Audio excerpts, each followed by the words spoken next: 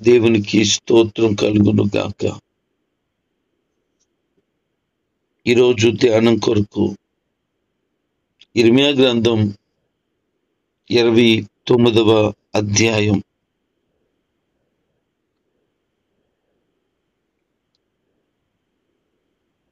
రాజు అయినటువంటి యెకొన్యా వారి యొక్క తల్లి, వారి దగ్గర ఉన్నటువంటి అధికారులు, శిల్పకారులు, స్వర్ణకారులు యెరూషలేము నుండి బందీలుగా వెళ్ళిన తర్వాత జరిగినటువంటి సంగతి ఇది. ఇది క్రీస్తు పూర్వం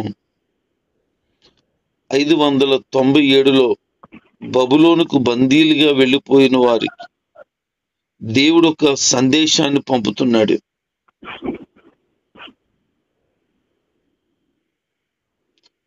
కపట ప్రవక్తలు ఆ కాలంలో లేచి వారిని తికమక పెడుతున్నారు.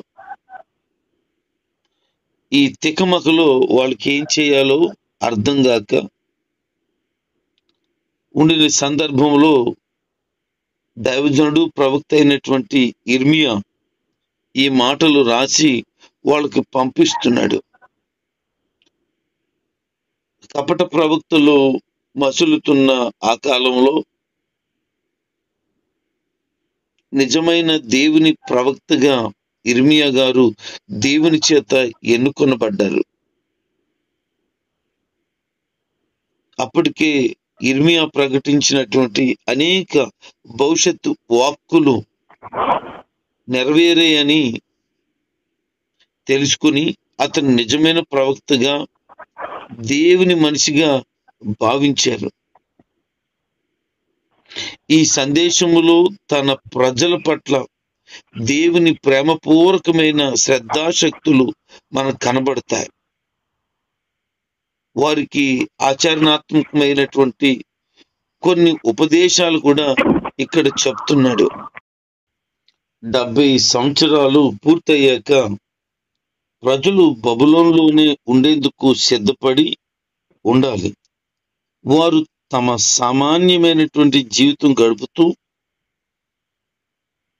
అక్కడ వారు అభివృద్ధి నిమిత్తం పనిచేయాలని, వారి మధ్య ఉన్నటువంటి కపట ప్రవక్తలు, అబద్ధ ప్రవక్తలను వారు తోసిపుచ్చాలని,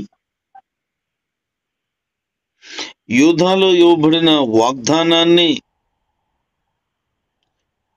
మరింతగా వివరంగా చెప్తున్నాయి. దేవుడు వారిని ఇశ్రాయేలు దేశానికి తిరిగి తీసుకువస్తానని వాగ్దానం ఇస్తున్నాడు. అయితే ఆ వాగ్దానం నెరవేరేందుకు వారు ఆయన్ను వెతుకుతారని కూడా చెప్తున్నాడు. నమ్మకంతో కూడుకున్నటువంటి ప్రార్థన వారి జీవితంలో ఎనలేని మార్పును తీసుకొస్తుందని,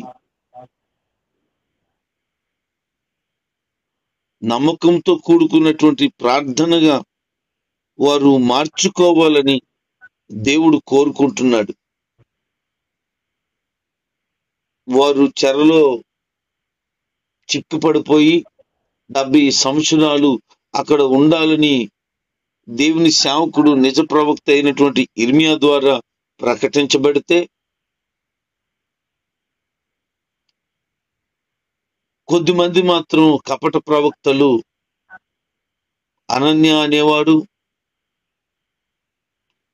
షెమయ అనేవాడు, మరికొంతమంది వారిని అబద్ధాల వైపు త్రిప్పుతూ, మీరు 2 సంవత్సరాల్లోనే బయటపడతారు, చివరికి బబులోను దేశాన్ని మీరు జయించేస్తారు అని లేనిపోని మాటలన్నీ వాళ్ళకు చెప్తుంటే నిజమేనేమో అని నమ్ముతున్నారు.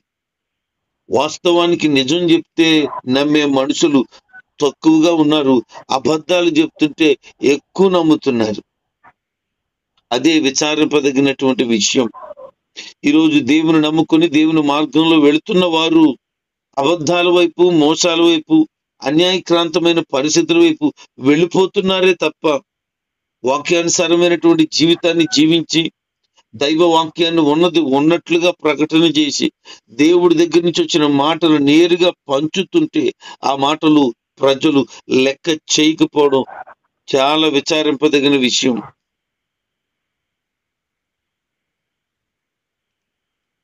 అయితే వాళ్ళకి ఏం చెప్తున్నాడు? ఇంకా యెరూషలేములోనే కొద్ది మంది ఉండిపోయారు, మిగిలిన వారికి ఈ మాటలు చెప్తున్నాడు.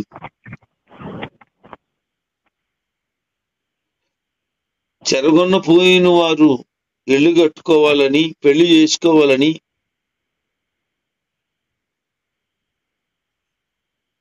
వాళ్ళని ప్రోత్సహిస్తున్నాడు. ఎందుకు అని అంటే వారికి దేవుడు తోడుగా ఉండి వారికి సంతాన అభివృద్ధిని కలుగజేసి వారు అక్కడ అత్యధికమైనటువంటి అభివృద్ధి చెందాలని దేవుడు కోరుకుంటున్నాడు. కొన్నిసార్లు మనం నష్టపోయినా, కీడు అనుభవించినా, వేదన పడుతున్నా, ఆ వేదనలో, నష్టంలో, బాధలో దేవుడు ఒక నూతనమైన ప్రణాళికలను సిద్ధం చేస్తాడు. ఈ రోజు నీ జీవితంలో ఎటువంటి పరిస్థితి అనుభవించినా ఆ పరిస్థితి తర్వాత ఒక దైవికమైన ప్రసన్నత నువ్వు తప్పకుండా పొందుకోగలుగుతావు. నీ పట్ల ఆయన కార్యాలు చేయటానికి సంసిద్ధమై ఉన్నాడు. నువ్వు నలిగిపోతున్నావు, వేదన చెందుతున్నావని మనసు పెట్టవద్దు. దేవుడు నీ పట్ల కార్యాన్ని జరిగించబోతున్నాడని విశ్వాసంతో ఎదురు చూడవలసిన వ్యక్తిగా ఉన్నావు.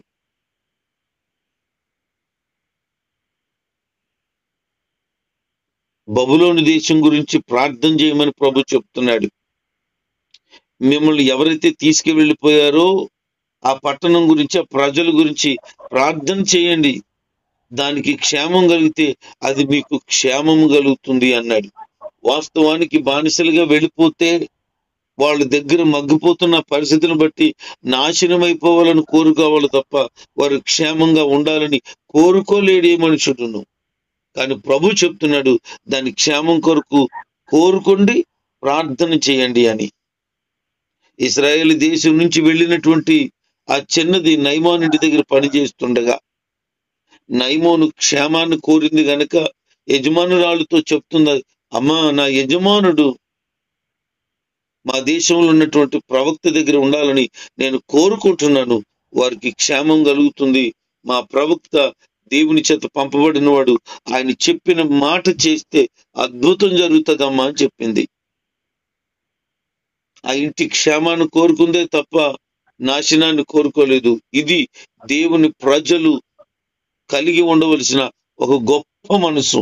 అంటే కీడు చేసిన వారికి కూడా మేలు చేయగలిగిన మనసు, హింసించిన వారి కొరకు కూడా ప్రార్థన చేయగలిగిన మనసు నీకుంటదంటవా? నిన్నెవరన్నా చిన్న మాట అంటే వారు నాశనం అయిపోవాలని, ఎవరైనా నిన్ను చూసి అసూయపడుతుంటే వాళ్ళ కళ్ళు పేలిపోవాలని, ఎవరైనా నీ మీద తప్పుగా మాట్లాడితే వారు లేకుండా పోవాలని నువ్వు అనుకుంటావే తప్ప దేవుని బిడ్డగా నిస్వార్థంగా వారిని క్షమించమనే ప్రార్థన నువ్వు చేయగలవా? ఈరోజు సూటిగా ప్రభు నీతోనే మాట్లాడుతున్నాడు. నిన్ను చాలా ఘోరమైన మాటలు మాట్లాడుండొచ్చు, చాలా అసహ్యమైన మాటలు కూడా మాట్లాడుండొచ్చు, తప్పుగా నిన్ను చిత్రీకరించి మాట్లాడుండొచ్చు, నీ హృదయం గాయపరచబడి ఉండొచ్చు. నువ్వేమీ బాధపడకు. ఎందుకనంటే దేవుడు నీకున్నాడు. నువ్వు చేసిన పని యథార్థమైనది, భక్తిపూర్వకమైనది, దానిని దేవుడు చూస్తున్నాడు. కనుక ఎవరో ఏదో మాటలు అన్నారని నువ్వెందుకు కంగారు పడిపోతావు? దేవుడు ప్రతి మాట వింటున్నాడు, ప్రతి ఒక్కరిని కూడా చూస్తున్నాడు. వారి క్షేమం కొరకు ప్రార్థన చేయి, కానీ వారి శిక్ష పొందాలని మాత్రం ప్రార్థన చేయకు. ఎందుకంటే వారు తప్పకుండా కళ్ళు తెరవబడిన వారుగా మారుతారు. వారు దైవ సత్యాన్ని తెలుసుకుంటారు, మార్పు నొందుతారు. ఇది దేవుని మాట.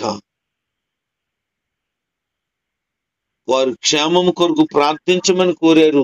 ప్రభు చెప్తున్న మాట ప్రకారంగా నీవు కూడా అటు విధంగానే క్షేమం కోరి ప్రార్థన చేయి. 70 సంవత్సరాలు గడిచిన తర్వాత దేవుడు ఏదైతే వారి పట్ల ఉద్దేశాన్ని కలిగి ఉన్నాడో ఆ ఉద్దేశము నెరవేర్చబడే సమయము ఆసన్నమవుతుందని చెబుతున్నాడు. మరలా దేవుడు వారిని సందర్శిస్తాడట. ఈ స్వస్థలానికి ఆయన తీసుకొస్తానని మాట చెప్తున్నాడు. మీ విషయమే నేను చేసిన ఆలోచన నాకు తెలుసు, మీకు క్షేమము చేకూరాలని నా ఉద్దేశం గాని హాని కలిగించాలని కాదు. మీకు భవిష్యత్తు శ్రేష్టంగా ఉంచాలనే తప్ప మరొక ఉద్దేశం ఏమీ లేదు. మీరు నాకు ప్రార్థన చేస్తారు, నేను మీ ప్రార్థన ఆలకిస్తానని ప్రభు చెప్తున్నాడు. కొన్నిసార్లు నువ్వు కష్టాల గుండా వెళ్తున్నప్పుడు ప్రభు ప్రార్థన ఆలకించలేదేమో, నా జీవితం ఇలాంటి కష్టాల బాటలో నడిపించాడు ఏంటి అని నువ్వు బాధపడుతున్నావేమో. అది ఎందుకోసం అని అంటే నీకు క్షేమం కోసమే తప్ప కీడు కోసం, నష్టం కోసం ఎట్టి పరిస్థితుల్లోనూ కాదు. నువ్వు ప్రార్థన చేస్తే దేవుడు తప్పకుండా నీ ప్రార్థన ఆలకిస్తాడు. దేవుని మాటలు ఖచ్చితంగా నెరవేర్చబడతాయి. అందుకంటున్నాడు, చెరలో నుండి వారికి నేను విడుదల ఇవ్వబోతున్నాను. ఎక్కడ బాధపడ్డారో, ఏ స్థలంలో బాధపడ్డారో అక్కడే నేను వారికి క్షేమాన్ని కలిగించబోతున్నాను. వారి కళ్ళ ముందే వారికి మేలును నేను చేయబోతున్నానని ప్రభు చెబుతున్నాడు. ఎవరి దగ్గర అవమానించబడ్డావో, ఎవరి దగ్గర నిందించబడ్డావో, ఎవరి దగ్గర మాటలు పడ్డావో, పడుతున్నావో, వాళ్ళ దగ్గరే దేవుడు నిన్ను గొప్ప చేయబోతున్నాడు. వాళ్ళ కళ్ళ ముందే నిన్ను గొప్పగా నిలబెట్టబోతున్నాడు. వారు నోటంటే మంచి మాటలు పలకబోతున్నారు. నువ్వెక్కడ పడిపోయావో ఆ స్థితిలో నుంచి దేవుడు నిన్ను లేవనెత్తటానికి ఇష్టపడుతున్నారు.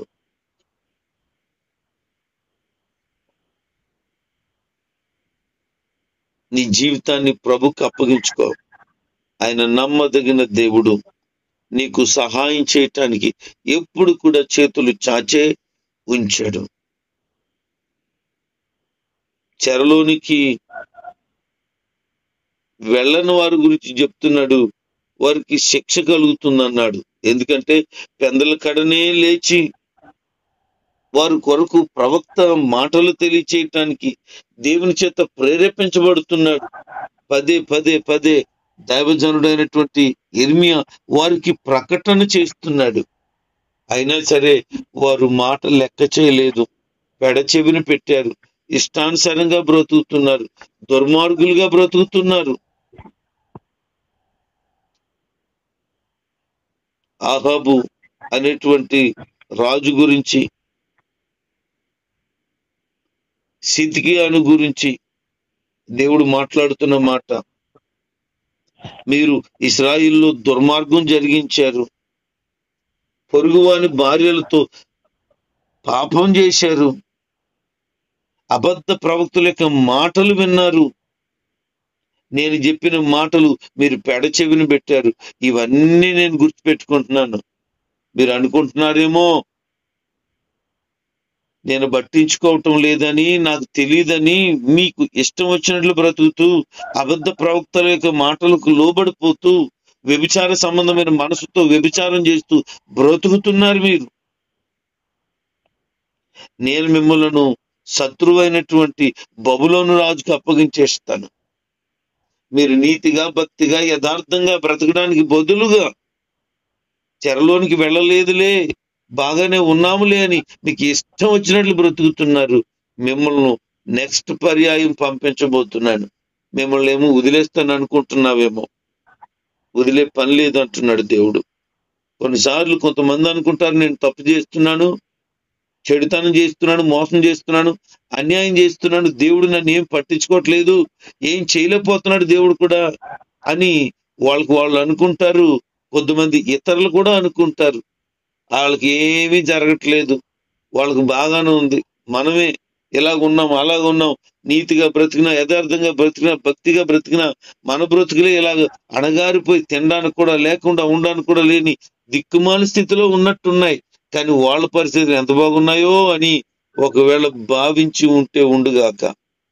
ప్రభు చెప్తున్నాడు, వాళ్ళని వదిలేసి పని ఏమి లేదు బాబు, నువ్వేమి కంగారు పడకు, నేను ఎప్పుడు ఎవరికి ఏ పనిష్మెంట్ ఇవ్వాలో నాకు బాగా తెలుసు అని. వారికి మారు మనసు కొరకు, వారికి పశ్చాత్తాపం కొరకు, వారు ప్రభుని తెలుసుకోవాలని ఉద్దేశం కొరకు అవకాశం ఇస్తే వారు మూర్ఖులై, దుర్మార్గులై, చెడుతనాన్ని చేసి దేవునికి కోపం రేపేవారుగా ఉన్నారు. అందుకే ప్రభు చెప్తున్నాడు, నేనేమి విడిచిపెట్టను అని చెప్తున్నాడు. అగ్నిలో కాల్చబడిన స్థితిలోనికి తీసుకువెళ్తాడట.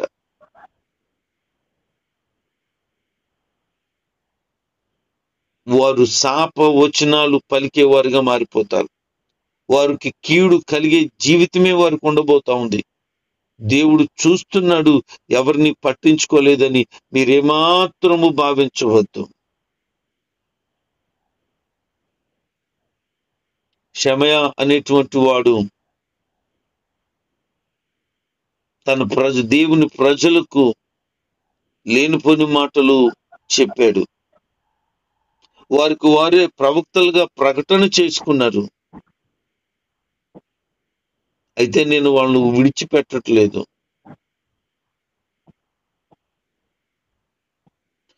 దేవుడు ఎవరినైతే నియమించాడో, దేవుడు ఎవరినైతే ఏర్పాటు చేసుకున్నారో వారి మాట విని వారి మాటల ప్రకారంగా బ్రతకాలని ప్రభు చెప్తున్నాడు.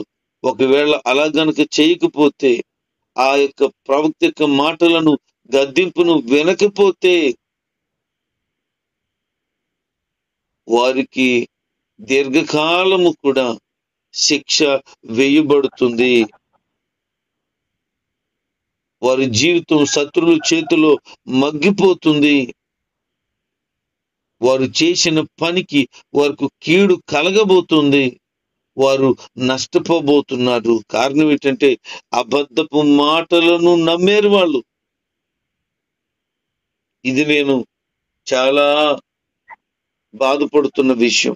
వాళ్ళు నేను పంపించలేదు, వాళ్ళు నేను ప్రకటన చేయమని చెప్పలేదు, వాళ్ళకి ఏ విషయాన్ని నేను పంచుకోలేదు, కానీ వాళ్ళు నాకు నా ప్రవక్తలుగా వాళ్ళు మాట్లాడేస్తున్నారు.